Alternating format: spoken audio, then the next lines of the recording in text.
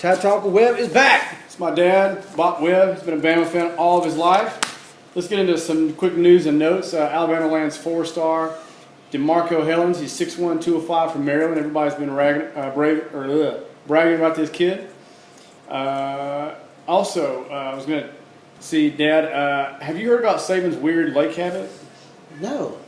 He lives next to Tuscaloosa County. He said, and I quote, "I swim in the lake and take a bath in the lake every day. People kill me over it, but I got to have Ivory soap because it floats." Hey, we got a clean coach. I don't know if that lake's clean. Okay, what's your take on Alabama and Georgia? What roadblocks do you see for them going into the year? Oh boy. Looking at both of their schedules, I think Alabama will be favored in every single game. I think the same thing of Georgia. The East is still weak.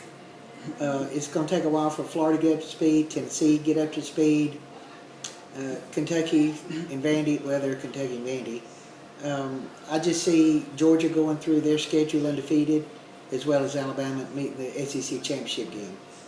Do you think the loss of the senior-laden team at Georgia will have any effect on their dominance, of the way they were dominant last year? I do. I think they're going to be a lot younger this year. They lost a lot of their studs, and I know they've been recruiting well, but Alabama's already got a lot of guys on campus that do have playing time, and the guys that we've got coming in, their bodies look ready. They look NFL ready. So I'm encouraged by that, and I believe in our offensive line will be dominant.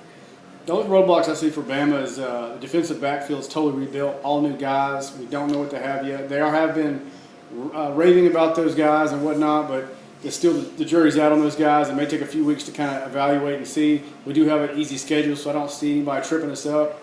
I do see Auburn being pretty good, so they could sneak up on us pretty quick. Probably don't need to do what we did last year and lose the Iron Bowl late like we did if we want to get in the playoff spot. Especially if teams like Ohio State are undefeated. If teams like Ohio State are undefeated, losing late is not going to do the trick for us, because they're going to have to dump 2 games. And the thing is that we're going to have to make sure that we don't. We're going to have to make sure that we don't lose late like we did last year. Youngest Tide fan in the house, Penelope, will say, "Hey, Penelope." They roll Tide. But yeah, so that's something to look at. I think we'll be good. I think, and I haven't seen the rest of the field. You know, Clemson's going to be super strong. Oklahoma, I think, is out of it. I don't think they're going to be in the hunt this year. I think it'll be Bama, Georgia, Clemson, and another Wildcat out there for the 4th team. But Bama can't lose late. I can't see a situation where if we lose late, we're going to be in the dance again. So we're going to have to make sure we button it up, because I don't see Clemson dropping any games. I don't see Georgia dropping any games. I do think that they're not going to have 2 SEC teams in the playoffs this year. They're going to do whatever they can to keep that from happening, unless some teams lose late, like 2 games or something. So we're going to have to make sure we win everything, and especially the SEC championship will decide it. I think they'll make a point not to have 2 SEC teams in it this year. I just don't think they're going to do it 2 years in a row. The SEC championship game is basically a playoff game to get into the college football playoffs. Kind of like when in 2011 we had to play Georgia, or 2012, sorry. We had to play Georgia to figure out who was going to, and that won the national championship. We were both playing Notre Dame. We smoked them. We knew they would smoke them too. It didn't really matter. So, yeah, that's what I see for that. Interesting news and notes. Starting this year in the fall, players can play in 4 games and still keep their redshirt eligibility, which is pretty big. Saw that. What's your thoughts on that? Oh, that's awesome, especially for the players. It's mainly for the benefit of the players. If a guy gets hurt and he's got 4 games or less experience during the year and he's knocked out for the year, he doesn't burn that whole year of eligibility. Or have to beg for a slot. Yeah. So from a player's perspective, I think it's outstanding. Yeah, I think it's very good. Over the weekend we hosted a number of guys. Linebacker at Nakimbi, Dean. He's 6 foot, 216, runs a 4.7. He's the #1 inside linebacker from Mississippi. We have safety Daxon Hill. He's 6'1", 190. This guy, we do want him. He's first in the country in his position. He runs a 4.3 flat from Tulsa, Oklahoma. Another guy at lineman, DeMarvin Leal. He is 6'4", 280, runs a 4.8 pretty quick. And another guy a lot of people have been raving about, wide receiver John Mechie. He's 6 foot 195, runs a 4.6, out of Maryland, stout guy. Also, we had a defensive end today commit, Justin Mboye. He's one of the top 25 in the country. Welcome aboard, young man. News and notes, we've been hearing some good things about the defensive backfield. All of them are pressing, but then again, we don't know what they're going to do yet. Two guys that are in the group that have really impressed, they said in the spring, Patrick Surtain.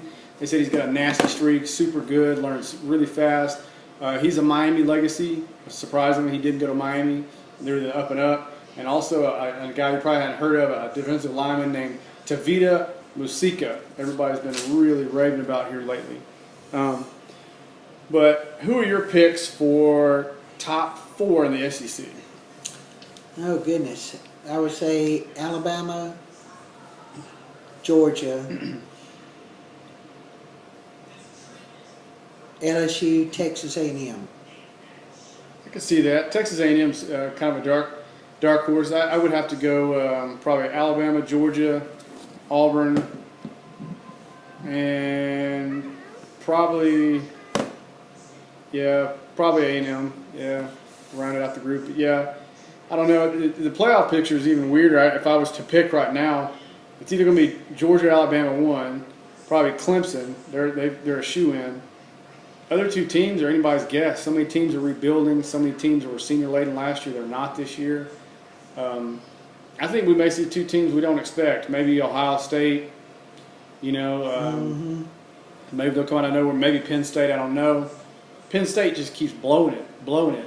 Maybe with all those athletes that Michigan took out of Ole Miss and Shea Patterson, maybe they'll make a run at it. I don't know. So we'll see. But it'll be interesting to find out kind of how it's going to shape up this year. I think it's going to be kind of unexpected to be so many teams people don't expect to be in the race this year. Mm-hmm. And again, it may look similar to last year. The winner of the SEC championship game, winner of the Big Ten championship, maybe somebody like Oklahoma, and the fourth one is a wild card, maybe Clemson, just because of their defensive line. They're going to have some studs in that front seven. All of them decided to come back because they didn't get the first-round grade for the NFL draft. So they're going to be really good. I'm not a big believer in their Bryant, their quarterback. For some reason, I'm not right now. He may have improved. I don't know. But we had the same. Everybody was looking at us because Hurts was struggling last year. So who knows? He may improve a lot. But I'm not really a big believer in their quarterback play. I'm not a big believer in their running back game. But we'll see how they do, how they fare throughout the year. But I do see them being in it for sure, and going from there. So, but it'll be interesting. Right now, we're leading in recruiting number 1. Kind of surprising. A&M's right behind us. I don't know if they're paying players over there, or if Jimbo's really that good of a recruiter. I guess he is. But that's going to be interesting to see some of the battles that shape up in that state for recruiting. News and notes, that kid Waddle, that wide receiver, everybody's been raving about him. I would say look for him to get early playing time this year. And like I said, I do look for Tagliavoa to be starting. If he gets hurt, I don't think we're going to be in the playoff time. If he ever gets hurt during the year, we're going to struggle at quarterback, I think. Well, our defense is going to carry us for a while, and with the studs that we've got on that defensive front and a few linebackers coming back, I think we're going to be pretty stout on that front seven. So I'm excited about these new guys that are coming in because they can really affect the quarterback. Yeah, I think we're not going to have any problem stopping the run at all. It's just going to be the defensive backfield, how quick they gel. We don't have a lot of backups in that area. And I think at linebacker we'll be one of the best in the country. I really do think we're going to be stout at that position. I do too. If we can just keep all the guys healthy. Last year, that was the worst luck in the country. But with the depth that we're building at linebacker, I think we'll be fine. Yeah, I do too.